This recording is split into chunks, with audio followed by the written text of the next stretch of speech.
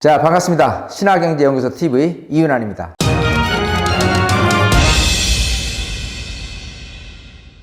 자, 오늘은 강동구와 광진구에 대해서 좀 공통점 또 다른 점 비교 분석하는 시간을 갖도록 하겠습니다. 자, 강동구 서울의 이제 한강 남쪽에 가장 오른쪽 동쪽이기 때문에 이름 자체가 그야말로 강동구죠. 예, 저 반대편은 강서구가 있는 거고요. 자, 강동구가 이제 접해 있는 구는 송파구가 될 것이고, 그 다음에 한강 건너서 이제 광진구가 있고요. 그 다음에 위로는 이제 구리, 그리고 여기는 하남시, 그리고 대각선으로는 남양주시, 이렇게 구성이 되어 있습니다.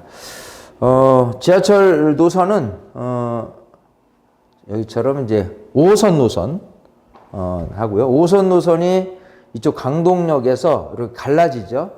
고덕 쪽에서 이제 하남 쪽으로 가는 노선하고, 이쪽 둔촌동이나 송파 쪽으로 지나서 송파구 마천동을 종점으로 해서 이렇게 갈라집니다. 자, 그리고 이제 8호선이 잠실을 거쳐서 이렇게 암사역까지, 또 암사역에서 구리, 또 별내 쪽으로 해서 이어질 예정이 또 있습니다. 자, 이렇게 해서 기본적으로 또 9호선도 있죠. 참 9호선이 지금 이제 중안보훈병원역까지 이제 돼 있는데 연장이 또 되죠. 그래서 이쪽 그 고덕동을 거쳐서 강일동까지 예정이 되어 있습니다. 또 강일동에서 위쪽 남양주 쪽으로 또 이어질 예정은 추후에 예정이 잡혀 있는 거고요. 지금은 요 단계로 해서 진행이 되고 있다. 그래서 향후에 이제 9호선이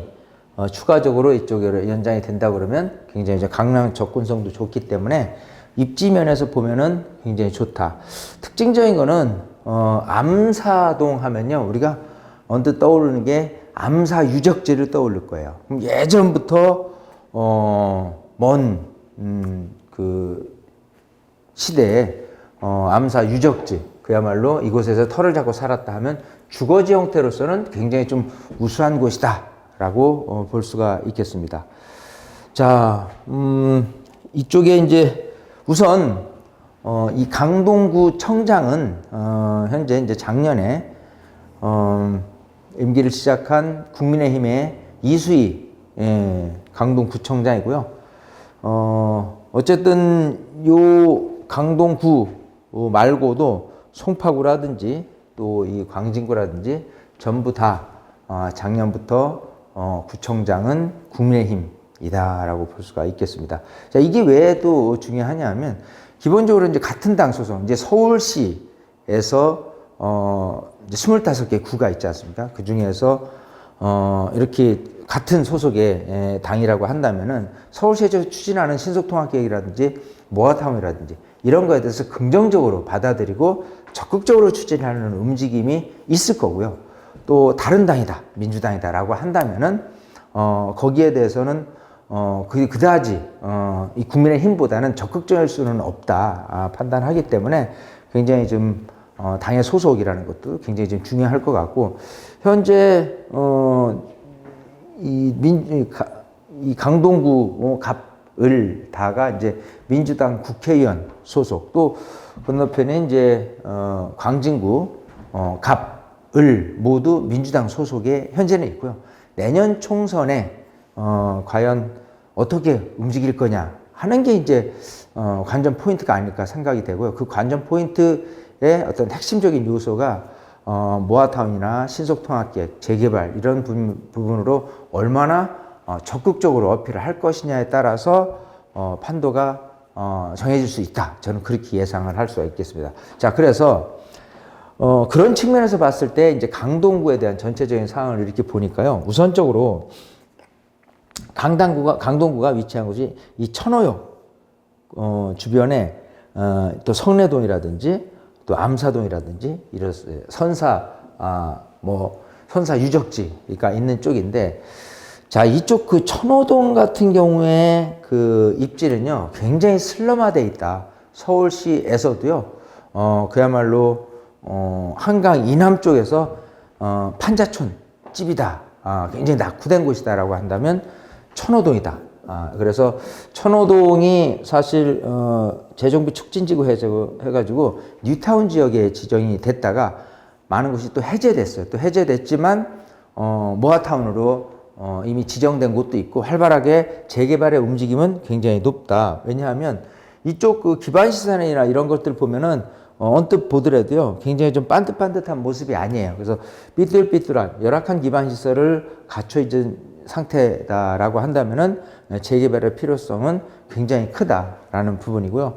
이 성내동도 당연히 재개발을 필요로 할 수 있지만 이 특징이 이런 지하철 5호선을 기준으로 했을 때 강동역이라든지 뭐 길동역이라든지 둔촌동역은 좀 그렇지만 요 근처로 해서 상권이 굉장히 발달되어 있습니다. 그래서 보통 이제 상권이 많이 발달되어 있는 곳은 이제 주거지가 아니기 때문에 이 상가를 갖고 있는 주민들의 동의가 재개발에 대한 동의가 잘 이루어지지는 않는다는 점 생각해 보면 좀 재개발은 주거지 형태 쪽으로서 이쪽으로 나타날 가능성이 좀 높다 하는 부분이 될 수가 있고요. 자, 지금 이제 둔촌동 같은 경우는요, 가장 대한민국에서 큰 규모 12,032세대가 한참 공사하고 있습니다. 그래서 이 입주가 이제 2025년 1월을 입주를 목표로 굉장히 좀 분위기가 좋은데 어쨌든 이 입지 자체만 보면은 흡사 이 송파구로 인식하는 분들이 굉장히 많아요. 하지만 강동구다. 하지만 이 강동구라고 손 치더라도 지하철 9호선, 5호선을 다 활용할 수 있는 부분하고요. 근처에 소위 이 공원이라든지 이런 부분도 굉장히 잘 구성되어 있고 내부에 또 학군도 굉장히 좀 좋기 때문에 시세만 해더라도 굉장히 더 올라갈 것이다예요. 지금 이 둔촌주공이 12,000세대인데 전체적으로 한 4,700여 세대가 일반 분양 물건으로 나왔어요. 자, 근데 이 중에서 이제 무순위 청약, 즉 청약이 당첨이 됐는데 계약을 포기한 미계약분에 대해서 무순위 청약으로 해서 이렇게 오픈을 했는데 무려 46대 1. 이 중에서 약 900세대 정도가 무순위 청약 물건으로 나왔고요.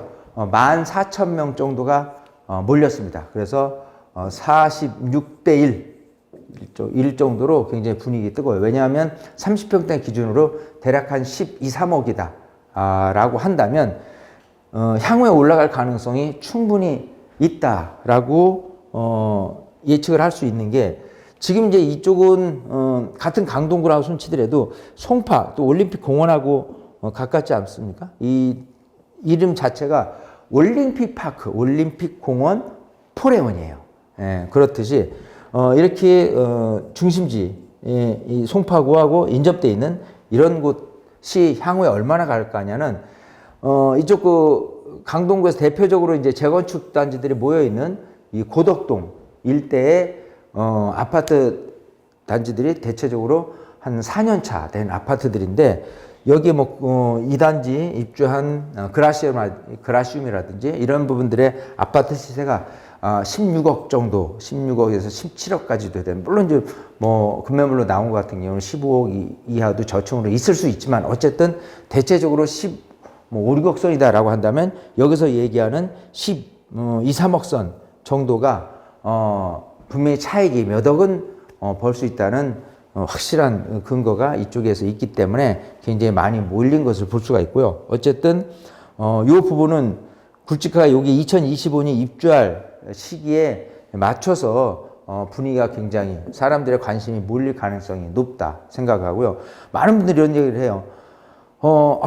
이게 입주 물량이 이렇게 많아서 전세금, 매매금이 뚝 떨어지는 거 아니냐라고 하지만 서울 시내는요, 그야말로 아무리 많은 물량이 대단지로 크게 나온다고 손치더라도 물론 일시적으로 전세금이 어느 정도 좀 빠지는 건 있을 수는 있습니다. 하지만 기본적으로 시세가 큰 폭으로 하락되거나 그러진 않는다. 왜? 서울이니까, 또 대단지이니까. 그렇기 때문에 물량이 많은 거에 대해서 많은 분들이 그것 때문에 집값이 떨어지지 않겠느냐 라는 우려는 하지 않으셔도 괜찮지 않을까. 왜냐하면 물론 이제 부동산 시장이 좋았을 때 입주를 했던 이거 고덕 그라시움이라든지 고덕 아르테움이라든지 2단지, 3단지 이런 단지들 같은 경우도 그 당시에 가격이 빠짐 현상이 별로 없었다. 물론 전세금마저도 사실은 굉장히 높아 있던 시세이기 때문에 그랬었고요. 자, 우선 지금 아까 둔촌중공에 대해서 언급을 했고, 그 다음에 이쪽 그 고덕동이라든지 명일동이라든지 이쪽으로 이렇게 넘어가 보면 이쪽 아까 얘기한 뭐 길동이라든지 천호동 쪽에 이제 상권이 이제 많은 부분에 비해서 이쪽 형태, 고덕역, 상일동역, 명일동역까지 전체적으로 이렇게 본다면은 주거 환경이 굉장히 우수한 주거지로서는 굉장히 좀 좋은 입지가 충분히 될 수 있다 생각을 해요. 왜냐하면 만약에 많은 분들이 이런 생각을 해요. 종로 중구하고 가까운 명동하고 가까운 아파트, 주상복합 아파트가 있어요. 과연 그 시세가 얼마나 높을 것이냐라고 한다면 예상하는 것보다 그렇게 높지는 않습니다. 왜냐하면 내가 아이들을 키우고 주거 환경이 좋은 곳에서 거주는 하고 싶은데 바로 나가서 이 상권, 술집이 있고 뭐 위락시설이 있고 하는 부분을 맞닥뜨렸을 때 거주 형태는 선호하는 부분이 낮아질 수밖에 없어요. 그렇기 때문에 따졌을 때 이렇게 상업지역하고 연계되어 있는 근처에 있는 아파트 시세는 그다지 높지는 않다. 오히려 주거 형태로서 굉장히 교육 환경이라든지 단지들이 모여 있어서 여러 가지 장점이 있는 부분들을 더 선호한다. 그렇기 때문에 사실 강동역 근처에 있는 아파트, 주상복합이거든요. 근데 레미안 강동 팰리스가 있어요. 999세대예요. 1000세대의 주상복합이 2017년도에 입주를 했단 말이에요. 근데 이 시세로 따졌을 때 30평대 기준으로는 대략 한 12, 3억 정도인데 반해서 이 고덕동에 있는 아파트 단지 시세 같은 경우는 15, 16억. 그러니까 여기가 더 비싼 거를 볼 수가 있겠죠. 자, 그렇기 때문에 주거 거주지 형태로서는 강동구에서 이쪽 그 명일동, 고덕동에 대한 입지는 굉장히 조금 위상이 높다라고 볼 수가 있는 부분인데, 그럼 계속해서 이쪽 지역이 가격이 계속 올라갈 동력이 있느냐라고 한다면 물론 이제 거주 형태로서는 자체적으로 너무 괜찮아요. 공원도 많이 껴 있고요. 또 이 학군도 굉장히 좋습니다. 그래서 이제 이제 고덕동 지역에 있는 아파트 시세가 계속 가격이 상승할 수 있는 원동력에서 사실은 발목을 잡는 가격이 올라가는 것을 좀 끌어내리는 이런 부분이 하남에 있는 아파트가 존재하기 때문에 그럴 단점이 존재한다. 장점으로 아까 얘기한 대로 거주 형태, 자체적인 거주 형태가 워낙 우수하기 때문에 이 주거 형태로 봐서는 이 송파 못지않게 송파가 이제 갖고 있는 장점 자체가 이제 공원도 많고 또 강남 바로 옆에 있기 때문에 있는 그런 지리적인 장점이 있어요. 근데 희한하게 이제 서초구 또 강남구, 송파구 해서 강남 3구라고 계속해서 명명하고 있는데 강동구만 들어가기만 한다면 강남 4구가 될 텐데, 그죠? 자, 그렇게는 아직은 못하다라는 부분이 좀 단점적일 수 있다라는 부분이에요. 광진구 형태가 설명드린 이 강동구, 이 강동구하고 한강 연접돼 있는 한강을 넘어서 바로 이제 광진구가 될 텐데, 이제 광진구는 기본 이제 강동구와 마찬가지로 지하철 5호선. 자, 5호선인데 5호선이 종로 중구하고 접근성이 더 가깝죠. 이런 장점하고 강동구는 지금 2호선 라인은 없지만 여기는 이제 2호선이 관통하고 있는 부분이 있습니다. 그리고 강남하고 바로 접근이 가능한 이 7호선 끼고 있다는. 강동구 같은 경우도 9호선이 있단 말이에요. 9호선이 있는 부분하고 또 5호선을 통해서 이렇게 오금역을 통해서 이제 3호선으로 연장될 수 있는 부분들도 있습니다. 예, 자, 이 광진구 같은 경우는요, 여기도 강동구가 그렇듯이 이제 지금 구청장이 국민의힘 김경호 구청장으로 이제 작년부터 이제 진행을 하고 있는데, 이제 이쪽 같은 경우가 아까 이제 특징적으로 이제 재건축은 굵직하게 이제 둔촌주공하고 그리고 이미 재건축이 진행돼 있는 곳, 물론 이제 명일동 일대에도 재건축을 진행하려는 움직임이 있어요. 자, 그렇지 않은 나머지 지역들은 재개발에 대한 부분으로 굵직하게 이제 크게 이렇게 진행이 될 것이다. 하고 여기도 한참 서로 구청장 또 이제 각 구의 이제 국회의원 분들이 분명히 재개발에 대한 부분으로 굉장히 좀 어필을 크게 할 것이다 라고 예상을 하고요. 여기도 마찬가지 광진구도 재개발로서 굉장히 활발하게 움직일 가능성이 높다라고 생각이 되는 게, 우선 기본적으로 이제 재건축에 대한 부분은 여기 강동구처럼 큰 단지가 있는다거나 예정지가 있는다거나 이렇지 않아요.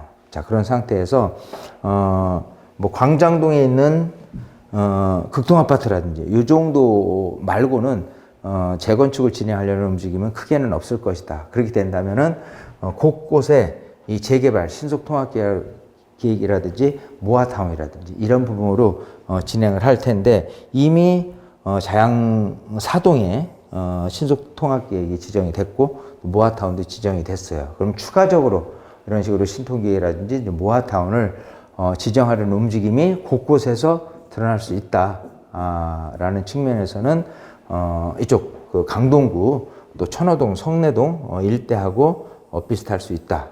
여기와 이 부분이 굉장히 조금 이 개발 움직임이 굉장히 있을 것 같고요.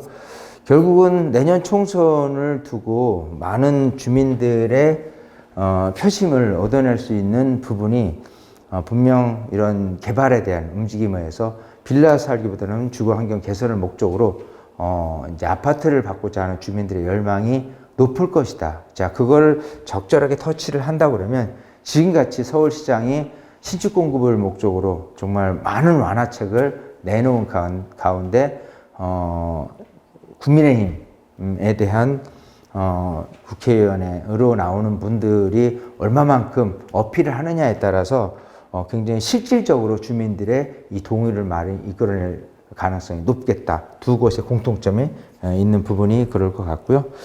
자, 또 이제 이쪽 광진구에서 보면요, 기본적으로 이쪽 같은 경우는 이 천호동 같은 경우가 지금 이제 진행이 되고 있고 진행이 안 되고 있는 곳, 여러 가지가 혼재가 되어 있는 부분인데, 과연 아파트 시세로 따졌을 때는 어느 것이 좀 더 위에 있겠느냐라고 한다면 이 근처에 있는 아파트, 예를 들어 선사 현대 아파트라든지 또 여기 동아 한가람이라든지 또 이런 아파트를 이렇게 보면요, 또 여기 시티 극동아 아파트라고 여기 이제 송파구긴 한데, 여기 보면은요 아파트가 어떻게 지어졌냐면 이 바깥에서 보면 이런 식으로 지어졌어요, 아파트가. 그래서 햇빛 조망이라는 부분에 대해서 남쪽으로 이 조망을, 유적지를 훼손하지 않는 범위 내에서 건축화가 난 것처럼 이쪽에 한강변 일대가 이런 식으로 그야말로 뭐 삼각형 일대에 이 그런 아파트 모양새를 갖춘다라고 한다면은 실질적으로는 조금 단점으로 작용될 수밖에 없는 부분입니다.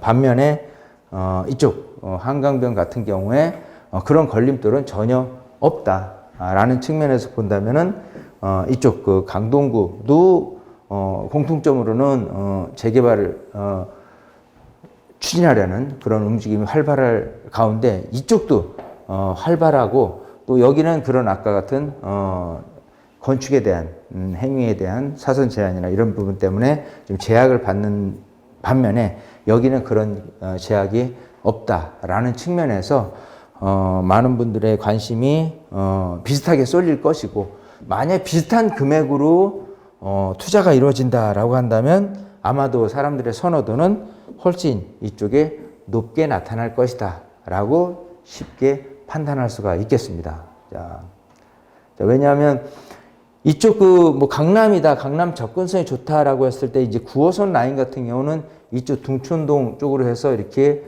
포진되는 반면에, 지금 얘기하는 재개발 현장 같은 경우는 5호선 라인이란 말이에요. 5호선 라인에서의 강남 접근성은 실질적으로 다이렉트로는 없어요. 그래서 7호선을 타고 또 여기서 이제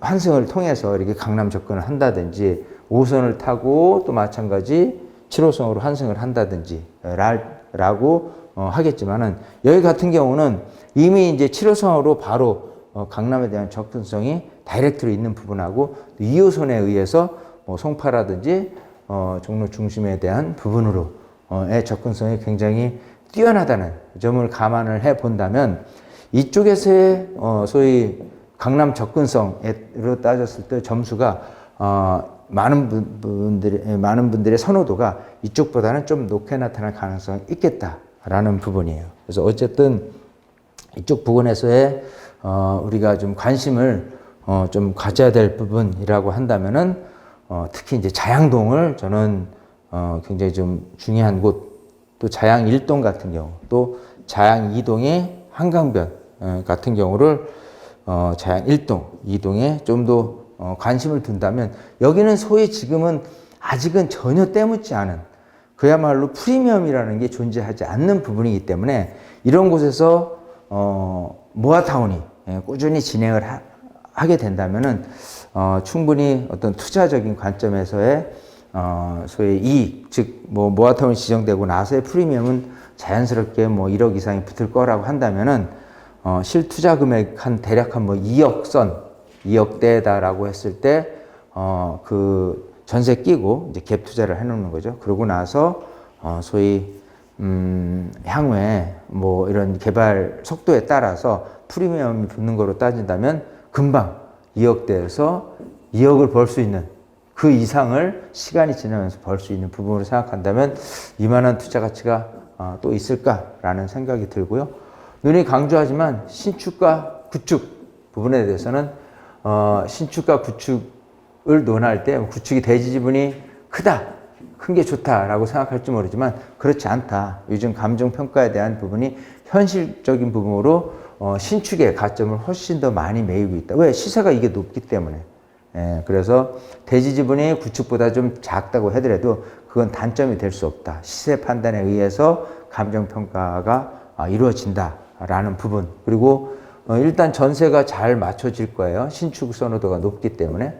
구축은 전세가 신축보다는 좀 덜 맞춰지겠죠. 그러면 이제 갭이라는 금액으로 따져서는 훨씬 신축 물건이 갭 투자에 대한 장점이 많다라는 부분이고, 주택임대사업자를 등록을 했을 때 취득세 감면, 85% 감면이라는 것도 있는 거. 그리고 또 종부세 합산 배제, 주택임대사업자에 대한 혜택을 자꾸 다시 늘려간다고 하니까 신축 빌라에 대한 부분으로 자양 1동과 2동, 그것도 뭐 3룸 뭐 이런 이상이 아니라요, 2룸이라든지 1.5룸이라든지 원룸이라든지 이런 부분으로 전세 끼고 갭을 최소화 시킬 수 있는 물건이 있다면 적극적으로 여러분들이 관심을 가져볼 필요가 있지 않겠느냐 생각이 됩니다. 이거는 뭐 추후 세미나를 통해서도 좀 자세히 알려드리고, 세미나를 통해서는요, 모아타운이 어떻게 진행이 되고 현실적으로 우리가 모아타운을 좀 더 깊숙하게, 좀 확실하게 이제 공부할 필요가 있기 때문에 세미나를 통해서 공부를 시켜드리니까요, 많은 분들 관심 갖고 세미나 신청을 하고 이제 한번 들어보시면 좋지 않을까 생각이 됩니다. 자, 오늘도 쏙쏙 부동산 지역 분석을 통해서 이 광진구 그리고 강동구에 대한 비교를 해봤습니다. 자, 마치겠습니다.